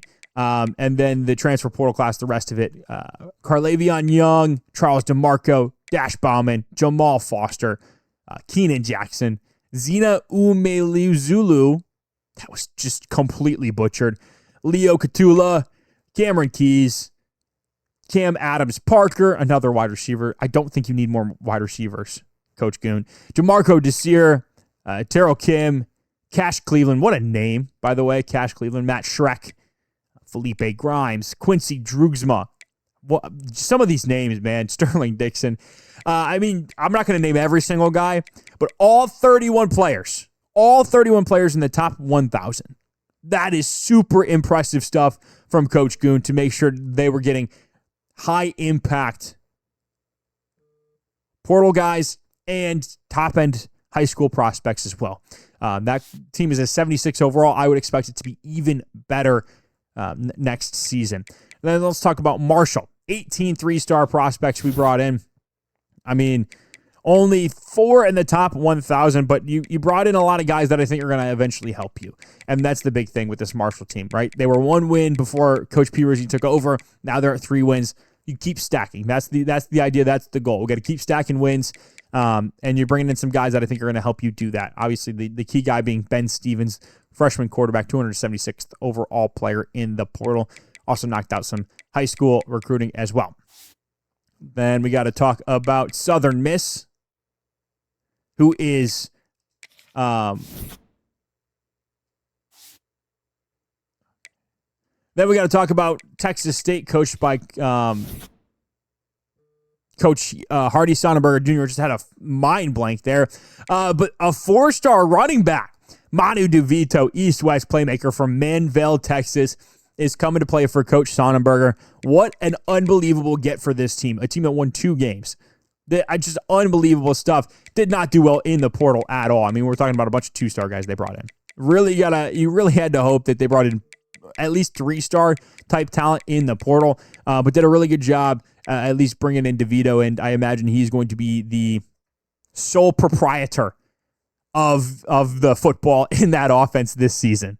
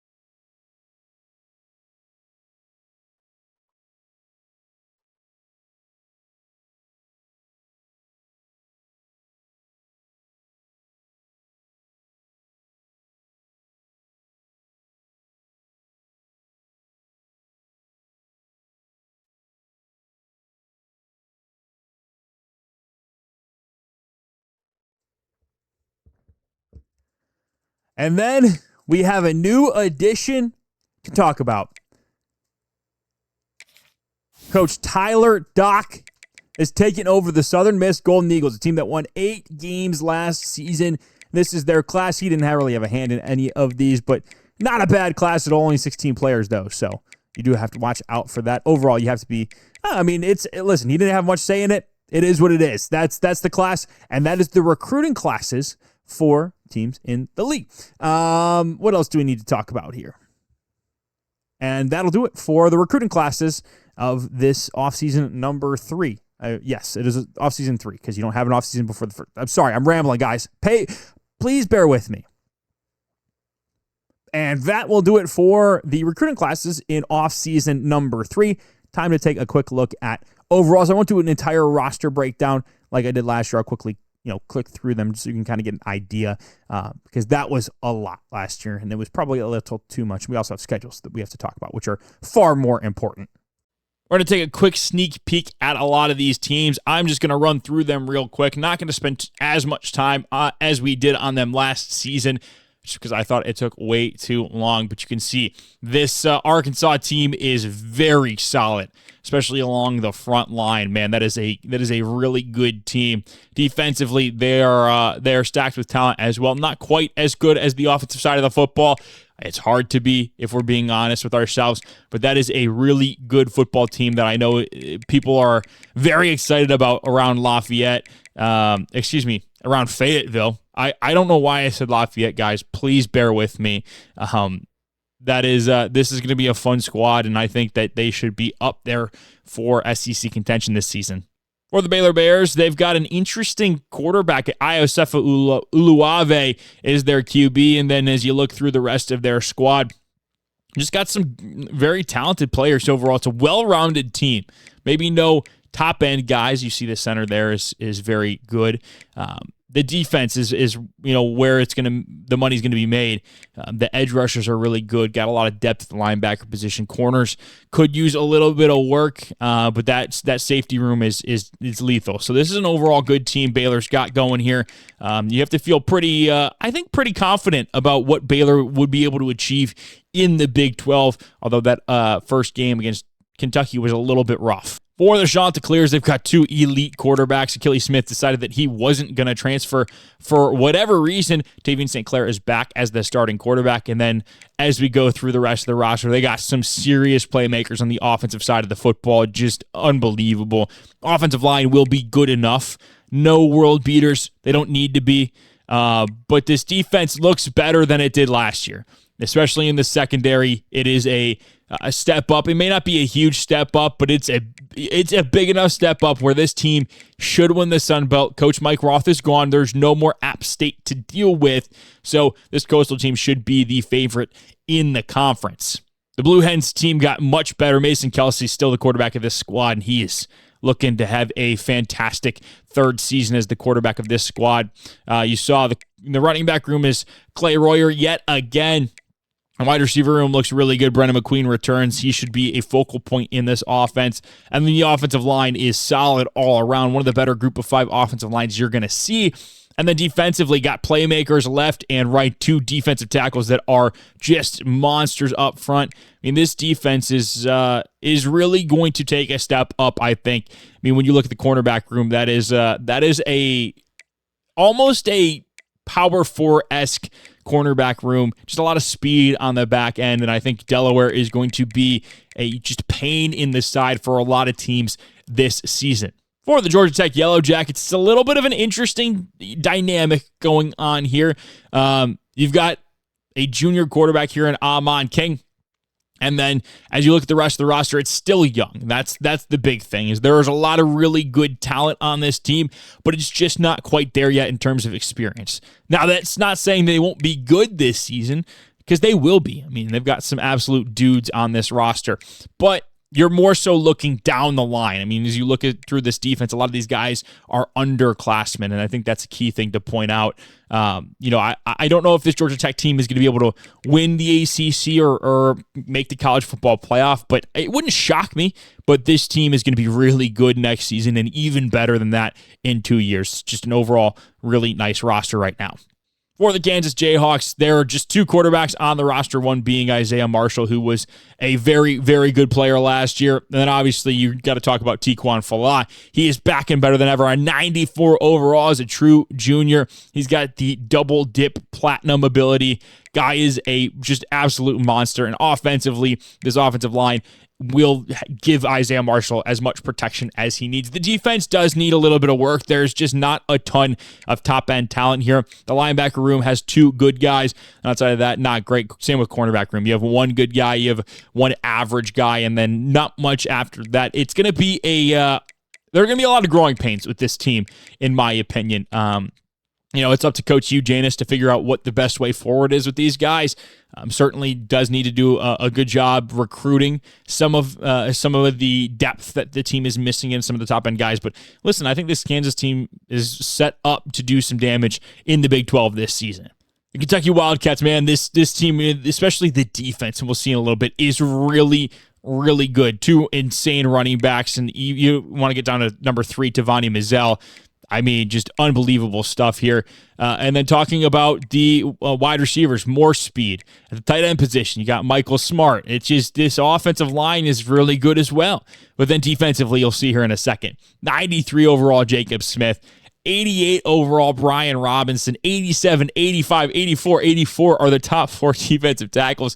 And then you got Myron Robinson, who's an 89. Connor Wolfson, 80. Caden Applewhite's a really good player. Elite corner in Caleb Beasley, and then a bunch of other really good corners as well. Just the secondary is exactly what you're looking for in the SEC. I would expect Kentucky to probably win the conference. That is how good that defense is. For the Marshall Thundering Herd, Brendan Zurbrugg is back. And then you got to take a look at the rest of the squad as well. Not too many, playmakers on the offensive side of the ball, so I'm not sure who he's going to throw to. Offensive line needs some work as well. But defensively, you've got Danny Lundberg. He's back. You got Kendall Jackson, 2 good edge rushers. Man, this team should be able to rush the passer well. They lost Ty Jackson in the offseason. Cornerbacks are solid. They'll give you something. Overall, I think it's a team that obviously is not super talented, but it might be enough to get you to a bowl game. I think you have to feel at least pretty good about that possibility. And then Cliff Root, I mean, check this guy out. He looks like he can be a player down the line for this Marshall Thundering Herd team. He looks like one of those guys. For the defending national champions, Julian Duggar is back. He is looking like just a franchise type quarterback, that lefty is. Running back room is not nearly what it was last season with Nolan Ray and Hollywood Smothers gone. Wide receiver room, though, you got Jalen Mbakwe, the savior, the hero of the national championship game. Eugene Hilton is back, and Warren Cantwell is ready for a breakout season as well. Lincoln Kier and Tavion Galloway are a dynamic tight end duo. You look at the offensive line, it's not elite, but it's not bad either. The interior is specifically really good, but you got to talk about this front four. I mean, especially the edge rushers. Chad Woodfork is back for a senior season after winning the Lombardi last year. Unbelievable stuff. And Dimitri Willis is up to an 80 overall as a true sophomore. Lyle Boger back as well. At the Mike position, Tobias Iverson's going to move back that way instead of coming off the edge this season. And then you got Mitchell Ninkovich at the will linebacker position. The cornerback positions, Charles Lester. Jeremy Hope took a step up this year. He's an 83 overall. Not quite as elite. Sergio Suggs, great addition in the transfer portal. And then obviously Deshaun Spears, one of the best safeties in the entire country. Just a freak of nature. Elite athlete, probably will be a first-round pick. There are some holes on this team, but my God, there are some really, really high-end impact players at positions that are important. I expect this team to win the conference yet again. If they don't, it would definitely be on Coach Hingle McCringleberry. The roster is set up to work really, really well. For Missouri State, it is Drew Vioto back yet again to play the quarterback position. And then Josh Joyner back for his senior season. And Alfonso Riggins, don't forget about him. He's gonna play a nice little number 2 role to give Josh Joyner a breather so he's not doing everything by himself, but expect Josh Joyner to be back and just cooking dudes left and right in Conference USA. And Brian Lima is back as well. This team is young. It's got some really good players. Offensive line is in a really good spot. Right tackle could be a bit better. But you just got to look at the left side of the line. You're going to imagine you're going to see Josh Joyner running that way quite a bit. Defensively, it's not good. I'm not going to sugarcoat it. There are not many playmakers on this side of the ball. In fact, Missouri State is probably going to have to win a lot of games, scoring 45 points. Top two corners are nice. You're going to have to play a lot of base defense, I would imagine. If you get into nickel, you are going to get dusted. I mean, that guy cannot play. Your nickel linebacker or nickel corner cannot play just even a second. If he plays a snap, GG's, goodbye, good night, just wrap it up, forfeit the game. Otherwise, I think this team can put up some points. I think they can compete in Conference USA. I don't know if they're going to be able to win it, though. I would put them in that second tier of a little frisky, but not quite there yet. But I think overall, you got to be happy with the strides this roster has made. For the Nevada Wolfpack, Brian Ridge is the quarterback. No more Pierce Clarkson. So they'll actually have a pocket passer now. So we'll see how that goes. But I mean, here it is. So no more Micah Ford, but you've got Jalen Shaw, you've got Greg Burrell. These two dudes combined are going to be a pain in the ass for defenses to try and stop. It's a little thunder. It's a little lightning, man. This team looks, or this running back room, I should say, is in a really good spot, especially for a team that likes to run the football. The wide receiver room is nothing to write home about, but you do have Jacob Tracy and Gabriel Klein as the tight end position, and this team loves to throw the ball to their tight ends. You've got an offensive line that's okay. You would hope for a better offensive line given the fact that this running back room is so good, but they've got some guys up front. Talk about Simon Milhauser, this guy, 91 speed, 95 acceleration. You see it right there. He's going to be tough to get past for anybody. He is unbelievable. And then the rest of the linebacker room is really good. Corner-wise, they've got some speed outside of their top guy in Lloyd Flowers, but he is their best technique guy, so you have to imagine he plays. And then Rashad Ray is a guy and on the back end, and then you got Trey Ridley at the strong safety position. Overall, I think this team is primed and ready to win another Mountain West title. They've got all of the pieces to do so, and the pieces fit their play style too. So I feel pretty good about this Nevada Wolfpack team this season. We'll see what they're able to do in their non-con games, but I think that they're probably going to win the conference yet again. And now we'll look at Notre Dame. Tyrell Owen is back. Guy is unbelievable. He's a 94 overall as a redshirt sophomore. You see the 99 throw power. His accuracies are through the roof. He's unreal. And then you have this running back room of, Andrew Marsh is a converted wide receiver.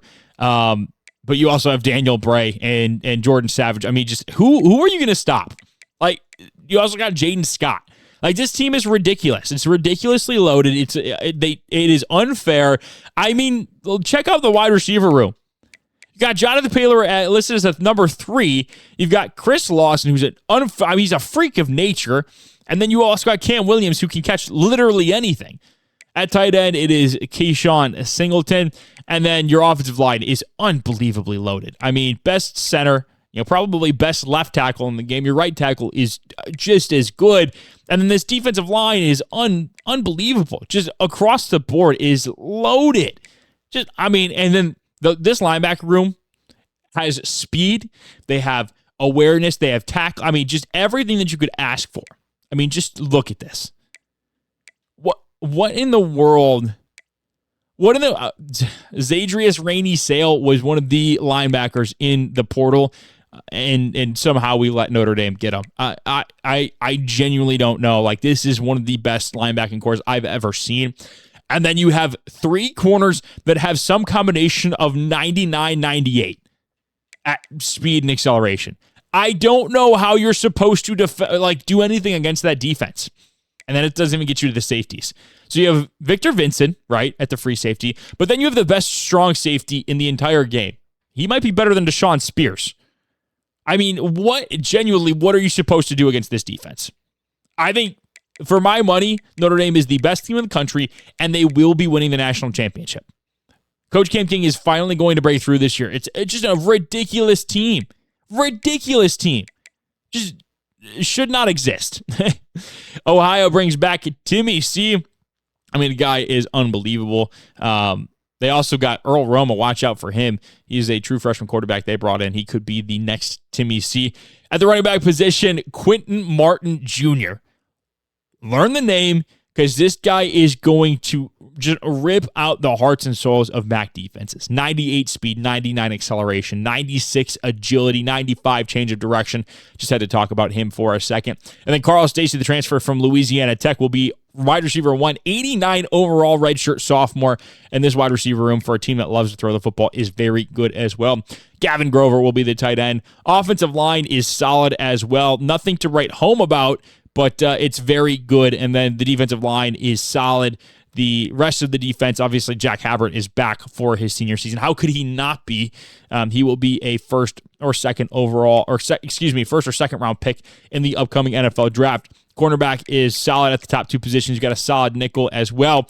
Free safety and strong safety aren't great, but this team blitzes so much that you're going to be playing man coverage a lot anyway. So who knows what's going to happen? But I mean, there are some guys on this team that are like, how in the world did Ohio get them over some of these other programs? I couldn't tell you. The Oregon Ducks may have a better defense than Notre Dame. It's close. It's close, but when I show you it, you're going to be like, really? Really? It starts with Julian Lewis at quarterback, the dual threat. Listen, man, when you have a chance to bring in the number one transfer in America, you absolutely have to do it. And this guy, I'm going to show you his throwing stats real quick. 99 throw power, 95 short accuracy, 93 mid, and then 81 deep. So he doesn't throw a great deep ball, but, I mean, come on.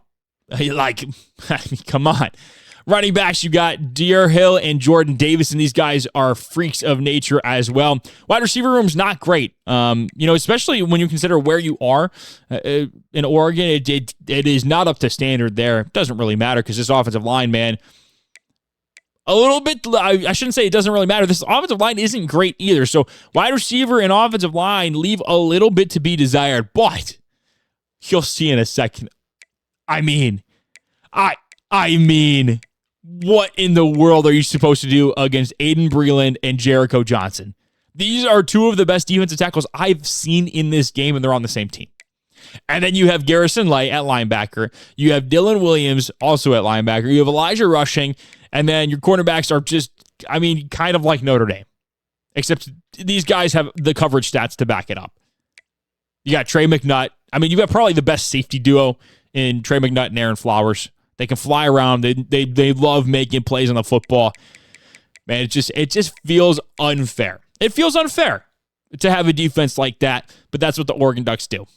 For the Purdue Boilermakers, it is all about the skill positions. Danny O'Neal will be the starting quarterback, but this guy, you thought Quentin Martin was real. Braden Trimble, 92 agility, 90 change of direction, 99 speed, 99 acceleration. Yeah, it is over. And then Braden Speed is the second as the RB2. He's not very fast. He does have some nice acceleration, but might want to change your name. Maybe switch last names with Braden Trimble. Wide receiver, you have Elijah Costanzo, Tramar Harris, Ashton Kozar, and Caleb Pickett. Guys that can run, take the top off. Elijah Costanzo is going to be a freak. He's going to be a dude for this team. I said freak way too much. And then Corey Smith, the 6'1", 186-pound tight end, is a guy you want to watch out for. Yeah, I don't know exactly what this is. All I know is that he's probably going to be a focal point in this offense and be doing a lot of good things for them. You've got a pretty good offensive line. You've got a pretty good left tackle. Everywhere else is okay. You wish it was a little bit better.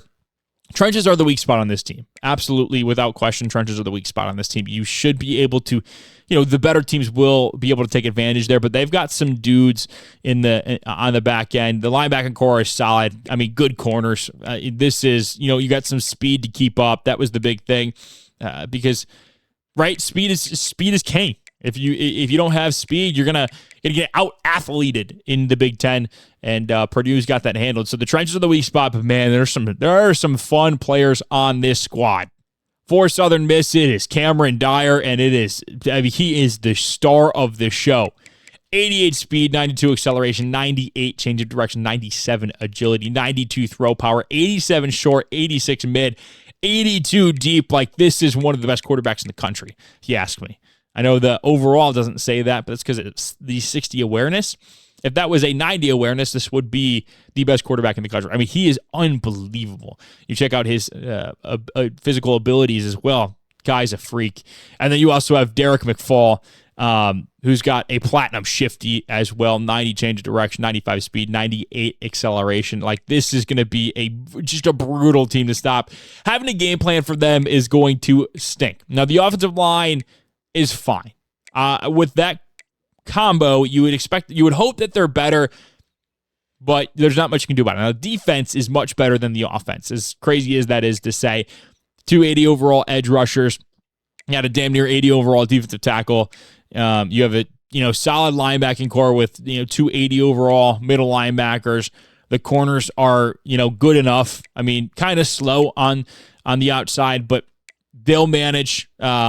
Overall, man, this is a team that they could play spoiler here in the Sun Belt. I mean, they've got all of the right pieces at the right positions, and based off of reports from fall camp, this is an offense that's going to be tough to stop. It's just very hard to prep for, and if you haven't seen it before, you might get caught off guard. The Texas State Bobcats are going to bring in Darren Bromell at their quarterback position. A nice little change up there at that. Manu DeVito, the 4-star running back, will be the RB1 for them. Tyrone Browning will also get some reps as the RB2. Wide receiver, listen, you got a bunch of 80 overalls. I would say that Ashton Bethel-Roman is probably your big playmaker, your home run hitter, but you've got a bunch of other guys here that can step up and make some plays. How about a speedster at every single position on this offense? And they're young too. Check that out. Bethel-Roman is the only senior, sophomore, junior. So that's fun to look forward to for Texas State. Offensive line is just not good enough, and that's kind of where I worry, is that they're not going to be able to hold up in pass protection to get the ball to those players. Defensively, they don't have too many big time names.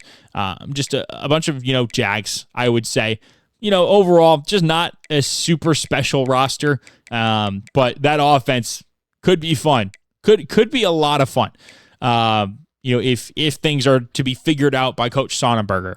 Utah State brings back Gabe Dickey, the dual threat quarterback that can yuck the ball around the yard.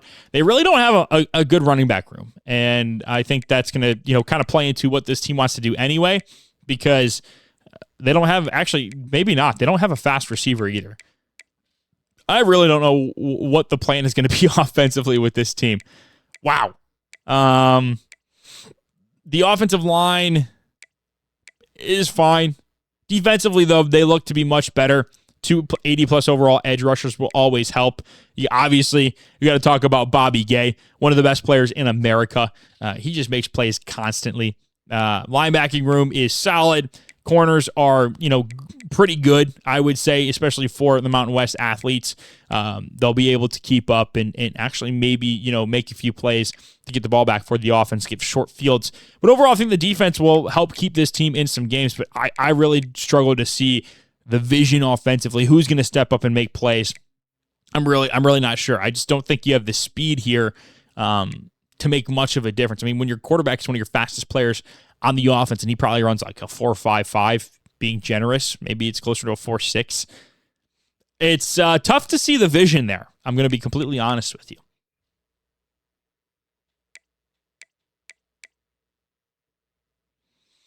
For the Washington Huskies, it is Iosefa Lapuaho as the sophomore redshirt quarterback that will take the snaps. He is kind of a combination of, he's shorter, but he's got a cannon.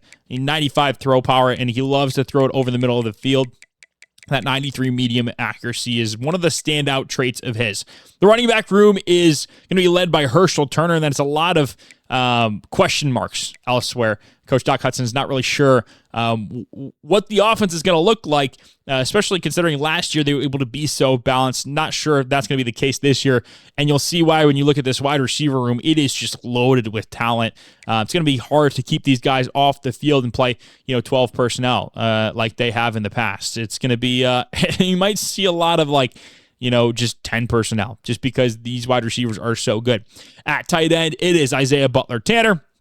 And the offensive line is really good.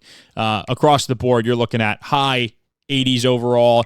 When your worst player is an 83 overall on the offensive line, you're in a pretty good spot. Defensively, I know they're very excited about this defensive line. The edge rushers are going to be really good. They've got two, base defensive ends, and they also got two edge rushers, and then they're three deep at this defensive tackle position. They like all three of them. Linebacker is, loaded. Elijah Groves is going to be one of the players that you're going to learn the name of. 90 speed, 98 acceleration, 91 agility, 86 play recognition.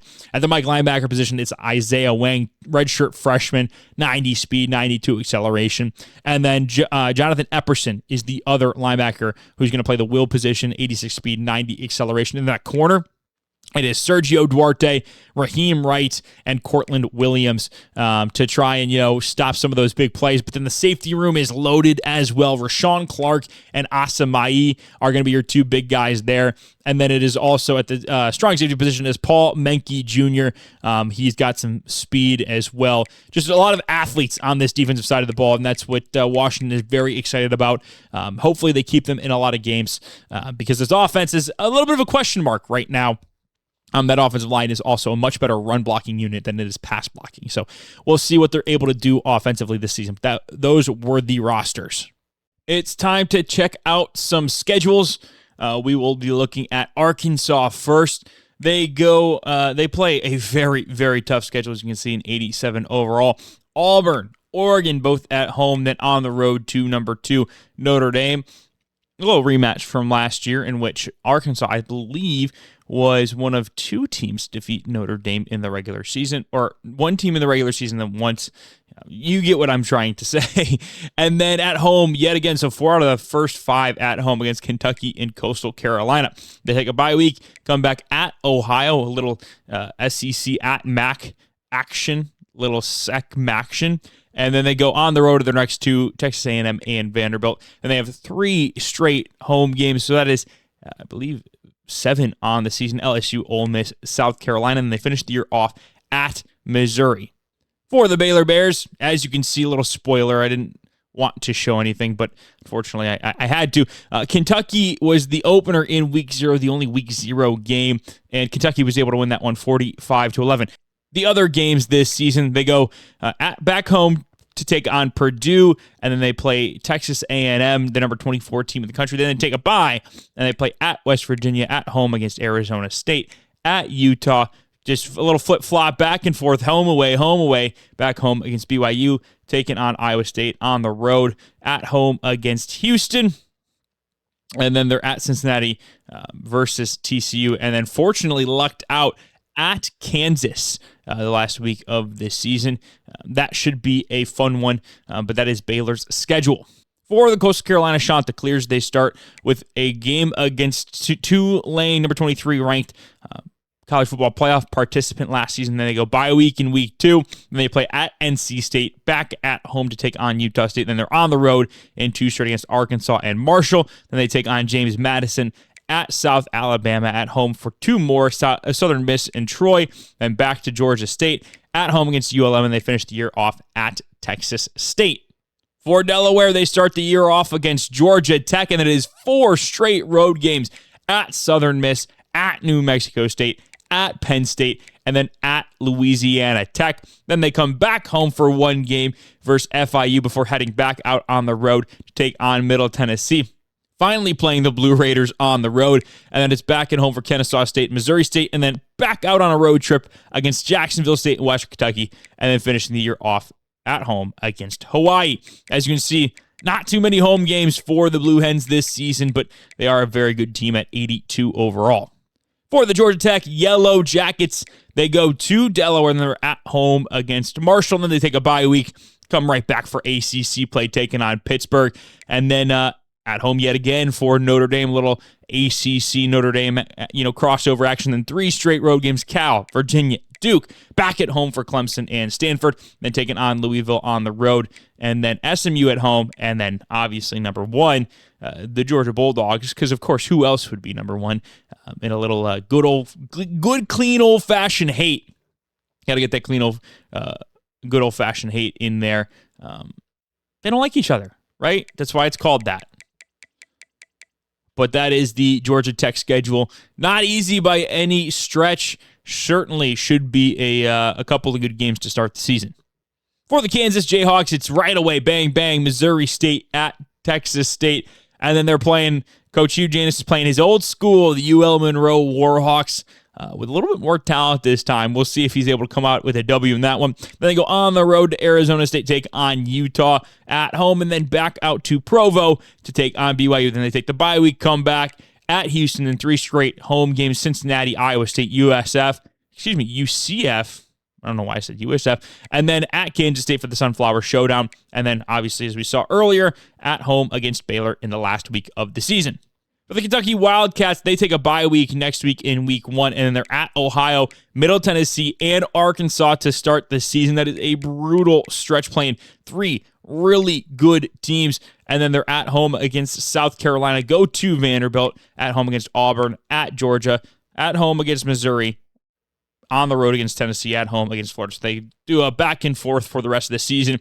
Then they take a bye week and they go to Louisville to battle Kentucky. That one should be a fun one. Coach Mike Roth looking to get his first win over his bitter rival. For the Thundering Herd, they're going to start their season out taking on the Miami Redhawks at home. Then they go to Georgia Tech, at home against Wyoming, and then at Missouri State. Coming off the bye, they'll take on Coastal Carolina and then hit the road for 3 straight games. Georgia Southern, Troy, and Old Dominion. And they're taking on App State at home, Louisiana at home, and going to Texas State and finishing the year off at home against Southern Miss. Not an easy schedule for the Thundering Herd, but a manageable one nonetheless. For the defending national champion Middle Tennessee Blue Raiders, who start the season number 20 in the AP poll, they'll start at home against Texas State. If you remember, Coach Hingle McCringleberry lost to Coach Sonnenberger last season. This is a little bit of a revenge game.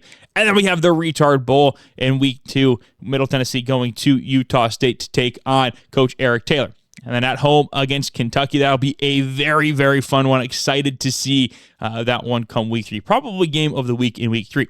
Then they're on a rest week for the bye in week 4, and they come back at FIU at Western Kentucky in the 100 Miles of Hate rivalry, and then at home against Delaware, on the road against UTEP, at home against Kennesaw State, on the road against Sam Houston, at home against Louisiana Tech. Then they go to Purdue in some late season non-con, and then at home against Liberty. Interesting schedule here for the defending national champs, but we will see if they're able to repeat with a brand new head coach. For the Missouri State Bears, they're starting the season out at Kansas, as we saw earlier, but then they're starting right away with Conference USA action at home against Western Kentucky before taking on Nevada and Marshall out of conference, both at home as well. And they're traveling to Nebraska, top 25 ranked Nebraska, by the way. So that is 2 Power 4 opponents ranked in the top 25 in the non-con for this Bears squad. Comes in as a 63 overall. Then it's to New Mexico State at home against Sam Houston and Louisiana Tech. Then at Delaware at home against UTEP. And then 2 straight road games in weeks 11 and 12. And then a late week 13 bye. As you can see, no bye weeks in the middle of the season for Missouri State. They are bookend, week 0 and week 13. It is quite the setup for the Bears this season. For the Nevada Wolfpack, it is going to be a home game against the Ohio Bobcats to kick things off. Reno is going to be bumping for that one. And then they go on a quick early bye just because. And then they go to Missouri State at Air Force, start Mountain West play. And they take on Utah State at home. That should be a really good one. Nevada able to win that one by 1 point last year. And then they go to Fresno State at home for 2 more against Wyoming. And then a non-conference game against North Carolina. And they're at Boise State, at Arizona State, and some more non-con action. Then back to the Mountain West at New Mexico, at home against Colorado State, and then on the road and Vegas for the battle for the cannon. I don't know why I blanked there on Vegas. Where else could UNLV be? It was literally the University of Nevada at Las Vegas. For the Notre Dame Fighting Irish, it is a very, very loaded schedule for them. As you can see, they are a 99 overall. They are legit. They start at Washington, at Ohio State, and they come back home for Arkansas and Ohio. And they're at Georgia Tech in Week 5. And they play 2 more games at home against Alabama and Stanford. Back on the road for Miami and Navy. And then back at home for Pittsburgh and Clemson. And then a bye week. And, of course, they're going to end the year with USC. That one in the Coliseum in Los Angeles. So, I mean, just look at how many top 10 or top 25 teams. 1, 2, 3, 4, 5, 6 top 25 teams. And you have to imagine that defending national champion and coach Doc Hudson, just an absolute beast on offense, and coach Lou Brown, his offense to score 100 points a game. Ohio team that was ranked in the top 25, a very well coached Georgia Tech team. Like Coach Aiden Crowley, like this is a very tough schedule. But listen, if any team can manage it, it's going to be this Notre Dame team, 99 overall, unbelievable just roster construction here. For the Bobcats, it's Nevada, it's Kentucky at home, then it's a bye week, then it's at Notre Dame, at home against Central Michigan, at home against Kent State, at home against Arkansas. So 3 straight home games right there, and then it is 4-5 straight games on the road in the middle of MAC play. Just a completely unfair schedule. I don't know who made this, but 3 home conference games to 5 road conference games makes absolutely no sense. I mean, this is going to destroy any semblance of visits late in this, in the middle to late part of the season. Feel bad for this. Is an awful schedule for the Bobcats. Got absolutely screwed. Unfortunate. For the Oregon Ducks, the 94 overall team, ranked 11th in the nation. They start at home against the number 14 ranked Florida Gators. Then they're on the road for 3 straight against Arkansas, Oregon State, and Michigan State. Then they're back at home against USC, on the road at Seattle for the big rivalry game between Oregon and Washington, back at home for Wisconsin. Then they take a bye week. They have 2 road games back out to the east, Maryland and Illinois, and then there are 3 straight games at home, Rutgers, Penn State, and UCLA. That is a good time to get those games at the end of the season, rest up, not have to travel across the country. So overall, pretty manageable schedule, I would say, for the Oregon Ducks.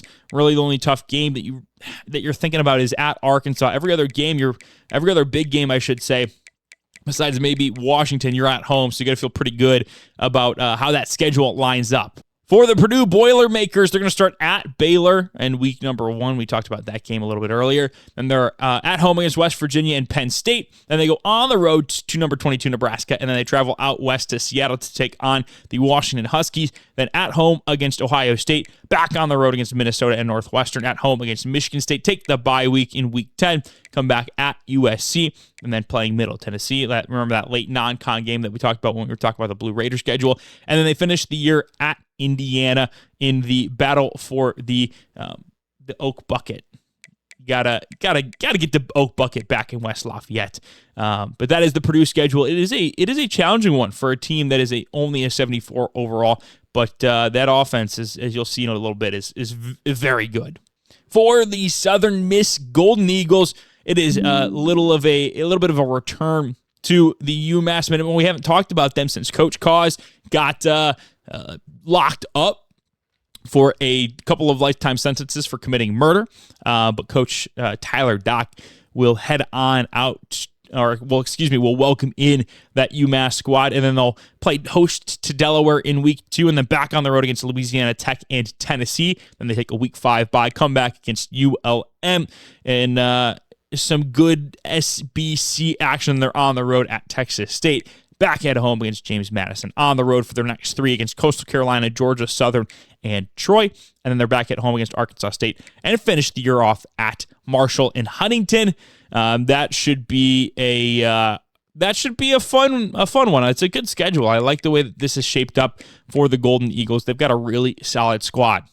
For the Texas State Bobcats, they are traveling to Middle Tennessee, then at home against Kansas, at Utah State. And then they got UTSA in week number 4 in the I-35 showdown before taking the bye week, coming back against a good App State team, then the Southern Miss game we just talked about, then 3 more road games against ULM, Troy, Georgia State, but then finished the year off with 3 home games, Arkansas State, Marshall, and Coastal Carolina. This is a team that won 2 games last year. They'll be looking to improve on that this season with a little bit of a better roster. For the Utah State Aggies, they're going to start with UNLV, just kicking it off with Mountain West play. You get no breathers. You get no ramp-up period. You are here to go. You cannot lose this game. Then it's Middle Tennessee State at home. It's Texas State at home.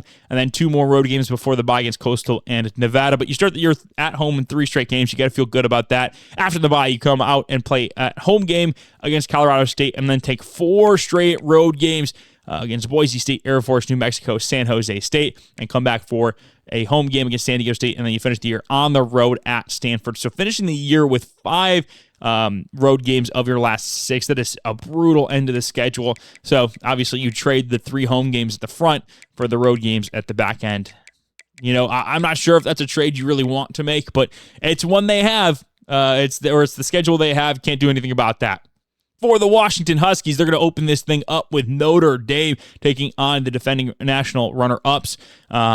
It's a rematch, essentially, of the national title game without the Middle Tennessee Blue Raiders involved. It's Coach Doc Hudson against Coach Cam King and the Notre Dame Fighting Irish. Then it's on the road at Rutgers, at Washington State for the Apple Cup. And then 3 straight home games against Iowa, Purdue, and Oregon before they're back on the road at Penn State. Then they take the bye week. They got to go they play at home against Nebraska. Then they go to Ohio State and Illinois. Got them mixed up a little bit. Then they're at home against Minnesota. And then they finish the year off in Austin, Texas, taking on the Texas Longhorns. That should be a fun one. What a schedule here for the Washington Huskies, man. They're gonna be tested. That is for certain. We're not gonna have any questions about this team at the end of the year. Thank you all so much for watching. Hope you enjoyed. Catch you on the flip. See ya.